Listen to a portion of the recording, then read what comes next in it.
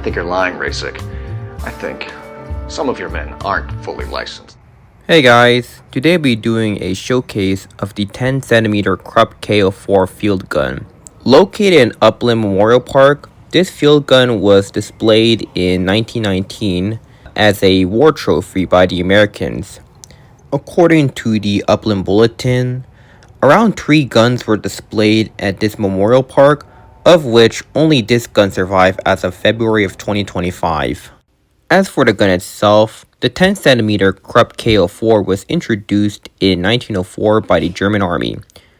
So at the time this gun was introduced, it was Germany's second heavy artillery piece to have a modern recoil system.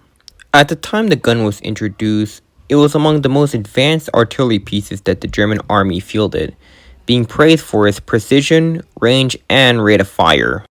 By the time the First World War broke out, around 182 were built, of which the gun received some upgrades, with the most notable being the inclusion of the shield in 1912. Despite being outclassed by new artillery pieces, the Krupp K04 still stayed in service up until the end of the First World War, of which around 484 were built. It's worth noting that most of the surviving guns you see here is painted in a light gray color scheme. I'm not sure why, but very rarely you see surviving guns in its original camouflage scheme. Though it's unknown what the gun looked like by the time this gun was captured, it probably would have had camouflage.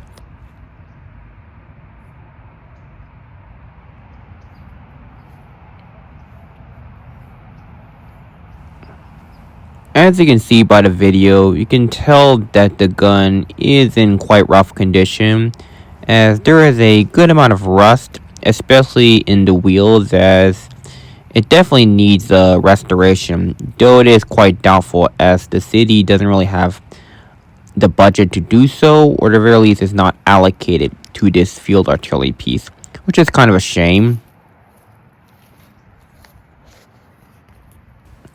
So what I was trying to do in the video is I was trying to find the markings for this gun, as the markings would have been either on top of the barrel or behind it. So the only markings I found was a serial number behind the breech.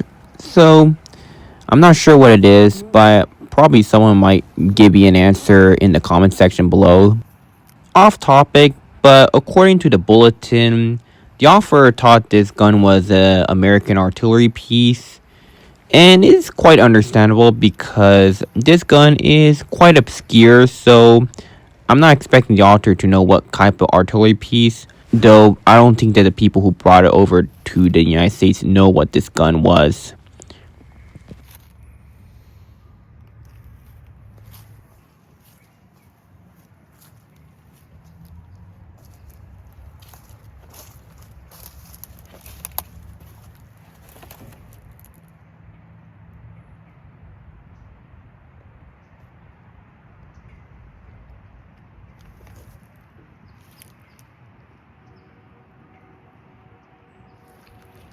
So that's pretty much it with this gun, so let's take a look at one more memorial before we leave. So here's another memorial. This one is by the women's club from the 1950s. Absolutely terrifying. And here it is. This is a sundial, which is pretty cool. And it's been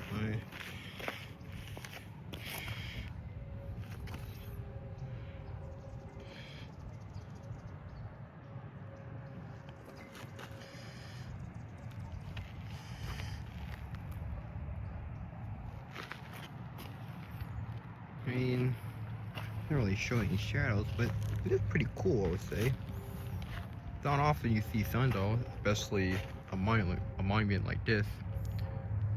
Wish it was from World War I.